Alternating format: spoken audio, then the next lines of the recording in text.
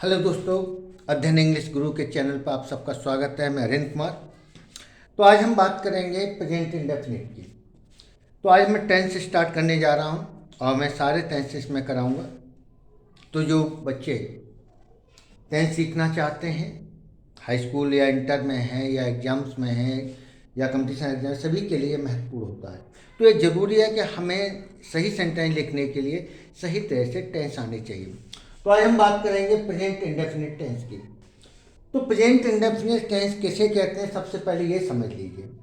जब हिंदी के वाक्य द्वारा वर्तमान काल में नियमित होने वाले कार्य, नियमित जो कार्य हम नियमित करते हैं, जैसे स्कूल जाना, खाना खाना, काम करना, ऑफिस जाना, इस तरह जो हम नियमित रूप से काम करते हैं, ऐसे कार्य या वक्तव्य, वक्तव्य का मतलब स्टेटमेंट, जैसे वृक्ष फल देते हैं, यानी तो ऐसे सेंटेंस जिन्हें हम स्टेटमेंट के रूप में देखते हैं, या सर्वव्यापक सत्य जो कभी गलत होते ही नहीं है, जिनका भूतकाल और भविष्यकाल नहीं होता है, जैसे पृथ्वी सूर्य के चक्कर लगाती है, इस तरह के सर्वव्यापक सत्य हैं। तो ऐसे सर्वव्यापक सत्य के बारे में बताया जाए तो तथा ऐसे वाक्यों को अंत में अगर क्या हो, ता है, ती है, ते है, ता हूँ, ती हूँ, इस तरह के शब्द आते हैं आखिर में। वह जाता है, वह खाता है, वह बैठता है, वह लड़ता है, गिरता है, मरता है, डरता है, ता है, ती है, ते है। मैं स्कूल नहीं जाती हूँ, वह स्कूल जाते हैं, इस तरह के ता है, ती है, ते हैं आते हैं। तो ऐसे वाक्य की अंग्रेजी को हम कायम बनाते हैं प्रेजेंट इंडेफिनिट में। तो हमें सबसे बहुत आसान होता है कि ता है, ती है, ते है सेंटेंस को पकड़ें और साथ में ये देखें कि सेंटेंस के द्वारा हम नियमित होने वाले कार्यों को, सर्वव्यापक सत्य को या स्टेटमेंट को इंग्लिश में चेंज करते हैं। तो सबसे पहले बात करेंगे सिंपल सेंटेंस की। तो सबसे पहले बात करेंगे सब्जेक्ट। तो सिंपल सेंटेंस का सीक्वेंस क्या होता है, सबसे पहले सब्जेक्ट लगाएंगे, फिर सब्जेक्ट के जस्ट बाद मेन वर्ब की फर्स्ट फॉर्म लगाएंगे। अगर मेन वर्ब की फर्स्ट सब्जेक्ट हमारा सिंगुलर है तो मेन वर्ब की फर्स्ट फॉर्म में एस या ई एस जोड़ देते हैं और उसके बाद ऑब्जेक्ट लिखते हैं, उसके बाद शेष बात लिखते हैं। ये हमारा सीक्वेंस होता है। तो सिंगुलर सब्जेक्ट के साथ मेन वर्ब की फर्स्ट फॉर्म में हम क्या जोड़ देते हैं, एस या ई एस का प्रयोग करते हैं। तो यहां गौर से देखें कि जब हमारा सब्जेक्ट सिंगुलर हो तो उसके फर्स्ट फॉर्म में एस या ई एस का प्रयोग होता है। अब यहां गौर से मैं एग्जाम्पल दे रहा हूं। जैसे मैं एग्जाम्पल दें, वह सिर्फ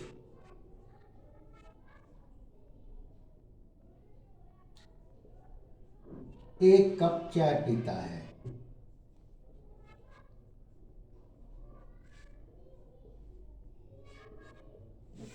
वह सिर्फ एक कप चाय पीता है। तो ही, अब हमारा ही कैसा है, सिंगुलर है, तो हम पीने के लिए क्या लगाएंगे, ड्रिंक, और ड्रिंक हमारी मेन वर्ब होगी तो इसमें हम क्या जोड़ देंगे, एस लगा दे, ही ड्रिंक्स। ही ड्रिंक्स, वह पीता है, क्या पीता है, सिर्फ, ओनली, एक कप चाय, a cup of T. He drinks only a cup of T. तो वह सिर्फ एक कप चाय पीता है। और एग्जाम्पल देखिए, हम रोजाना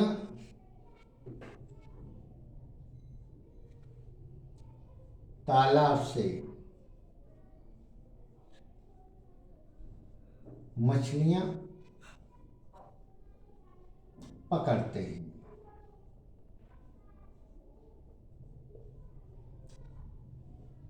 हम रोजाना तालाब से मछलियां पकड़ते हैं। अब इसको हम इंग्लिश में चेंज करेंगे, कैसे करेंगे, तो हम यानी वी, और हम वी क्या है, हमारा प्लूरल है, तो हम लगाएंगे पकड़ने के लिए कैच।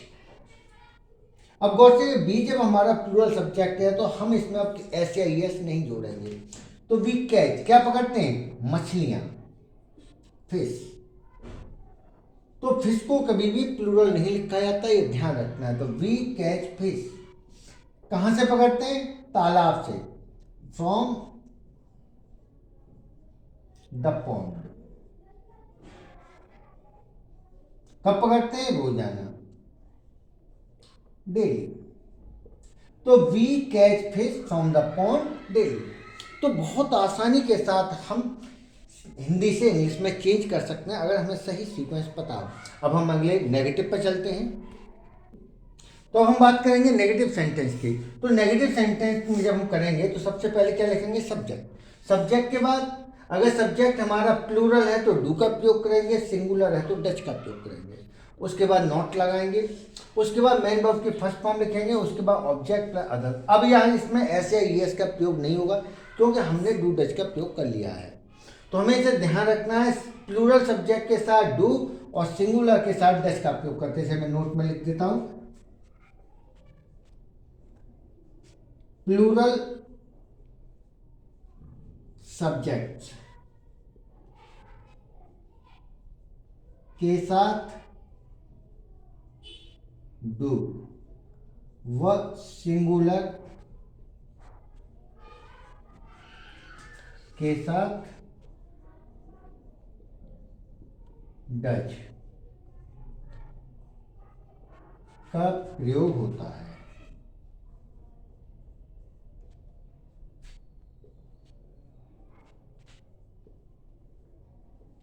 तो यहाँ प्लूरल सब्जेक्ट हम लगाएंगे तो डू का प्रयोग करेंगे और सिंगुलर के साथ डज का प्रयोग करेंगे।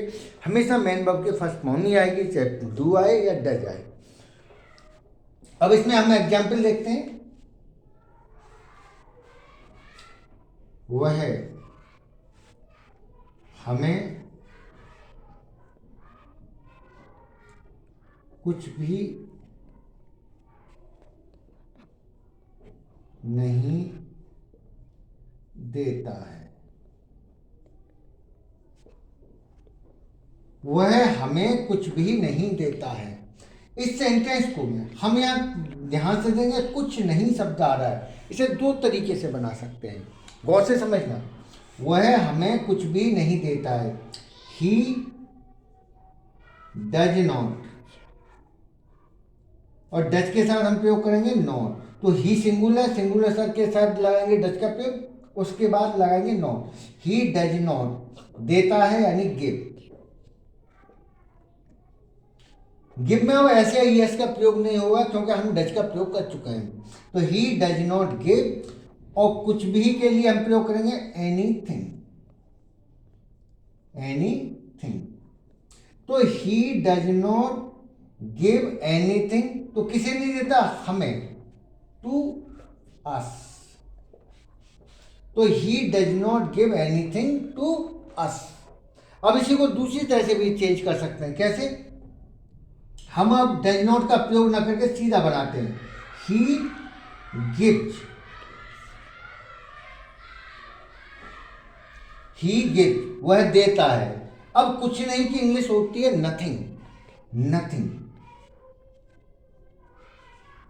ही गिव्स नथिंग, वह कुछ नहीं देता। किसे नहीं देता? हमें, यानी टू अस। दोनों तरीके से ही सेंटेंस सही है और दोनों तरीके से हम प्रयोग कर सकते हैं। हम नथिंग का भी प्रयोग कर सकते हैं और नॉट के साथ हम एनीथिंग का भी प्रयोग कर सकते हैं। ये दोनों तरीके से करेक्ट होंगे। क्लियर? अब अगला एग्जाम्पल देखें।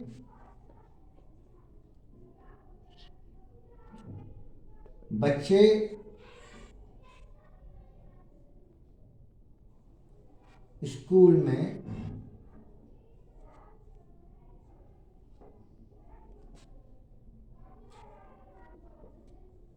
शोर नहीं मचाते हैं।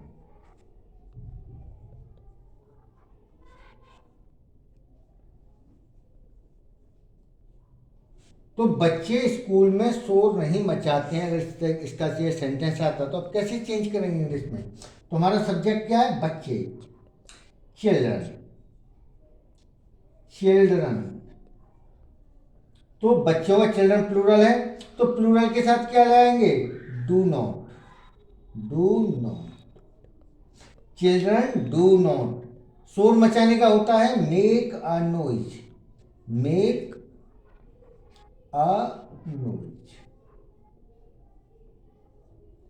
Children do not make a noise. तो मेक अ नॉइज का मतलब होता है शोर मचाना। ध्यान रखना, ए हटेगा नहीं इसमें से, मेक अ नॉइज पूरा आता है, एक फ्रेज है। Children do not make a noise कहाँ नहीं मचाते हैं? स्कूल में, इन द स्कूल,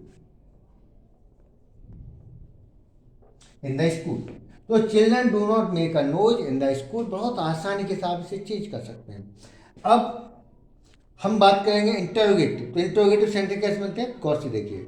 तो हम बात करेंगे इंटरोगेटिव सेंटेंस पर। तो अगर सेंटेंस इंटरोगेटिव है आपका और क्या से वाक्य शुरू होने पर, तो अगर वाक्य क्या शब्द से शुरू होगा, क्या वह स्कूल जाता है, वह क्या वह खाना खाता है, इस तरह के सेंटेंस यानी क्या शब्द से शुरू होते हैं। क्योंकि क्या शब्द जो सेंटेंस शुरू होते हैं उनका आंसर हम यस या नो में देते हैं। और ऐसे सेंटेंस जो कि इंग्लिश हम किस तरह से चेंज करते हैं ये आपको गौर से देखना है। जैसे हम कहें, एग्जाम्पल दें, क्या तुम अपना समय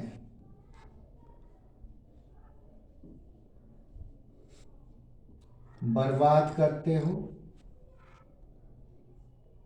बर्बाद करते हो।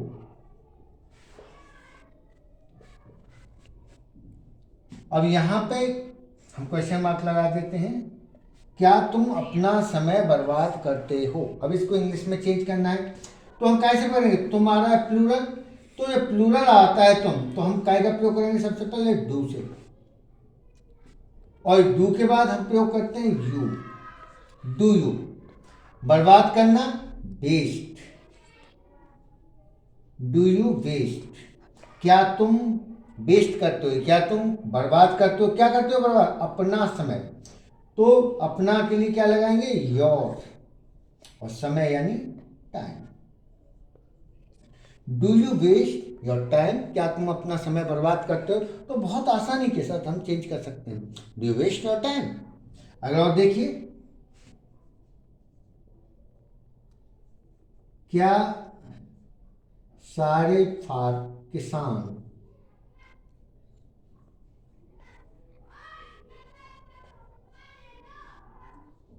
रात में काम नहीं करते हैं।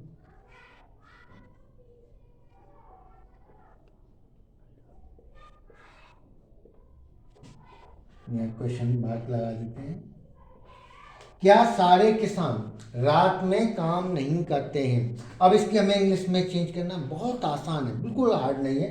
अब हमें देखना है हमारा सब्जेक्ट क्या है, सारे किसान, और सारे किसान यानी प्लूरल है, एक से ज़्यादा है, तो उस ऑटोमेटिक हम क्या करते होंगे? डू का, डू। और अब सारे किसान के क्या लिखेंगे? All the farmers, do all the farmers. अब हमारा नहीं शब्द प्रयोग आ रहा है, नहीं शब्द का प्रयोग कर रखा है, तो हमें नॉट का प्रयोग कहाँ करेंगे? अब सब्जेक्ट की बात करें, बहुत से देखिए, डू डज प्लस सब्जेक्ट, अगर नहीं शब्द का प्रयोग हो तो नॉट सब्जेक्ट के बाद प्रयोग होगा। अब हम नॉट कहाँ लगाएंगे? यहाँ पे, not, do all the farmer not. अब काम करना यानी वर्क, तो काम करने का इंग्लिश क्या होता है? वर्क। कब नहीं करते हैं? रात में, at night. Question mark. Do all the farmers not work at night, क्या सारे किसान रात में काम नहीं करते? बहुत आसानी के साथ आप चेंज कर सकते हैं। अब इसका एक और सीक्वेंस है डब्ल्यू एच वर्ड का, अब उसे भी देखते हैं। अब हम बात करेंगे ऐसे शब्द जो डब्ल्यू एच वर्ड से बनते हैं, ऐसे वाक्य सेंटेंस। तो डब्ल्यू एच वर्ड का मैं तुम्हें बता दूं, when, where, why, which, what, who, how, इस तरह के जो प्रश्नवाचक शब्द होते हैं हम डब्ल्यू एच वर्ड बोलते हैं, क्योंकि ज़्यादातर जो वर्ड शुरू होते हैं वो डब्ल्यू एच से शुरू होते हैं। When, W H N, why, W H Y, इस तरह, इसीलिए। अब इस तरह का आ रहा है तो हमारा सीक्वेंस क्या होगा? सब्जेक्ट में सबसे पहले डब्ल्यू एच वर्ड लिखेंगे, उसके बाद सब्जेक्ट पहले ही डू या डज का प्रयोग करेंगे, उसके बाद सब्जेक्ट लिखेंगे, और फिर नॉट, अगर नहीं शब्द का प्रयोग हो तो नॉट का प्रयोग सब्जेक्ट के बाद लगाएंगे, फिर M B first, object plus the, सीधा सीक्वेंस में लिखते हैं। अब चलते हैं एग्जाम्पल पे। तुम सुबह सुबह कहाँ जाते हो? कहाँ जाते हो। अब ये मान के जाता है तुम सुबह सुबह कहाँ जाते हो, तो कहाँ के लिए सबसे पहले क्या लगाएंगे, वेयर। वेयर जा, और वेयर के साथ अब हमारा सब्जेक्ट है तुम, तो डू यू। जाते हो go, where do you go, कब जाते हो, सुबह सुबह, early in the morning, early in the morning.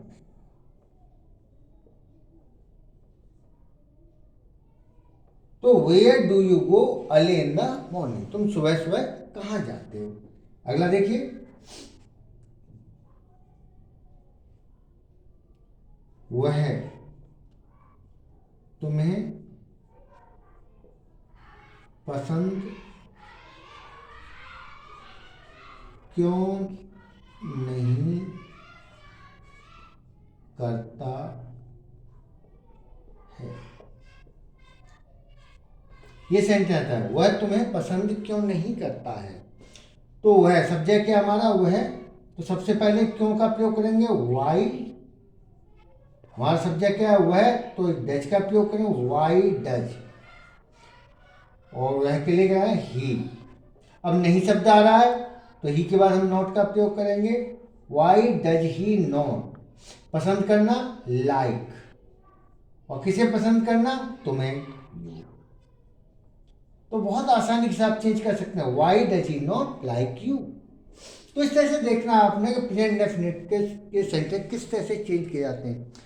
अगर आपको मेरा वीडियो पसंद आ रहा है तो मेरे चैनल को सब्सक्राइब कीजिए, लाइक्स भेजिए और कमेंट्स भेजिए। Thank you.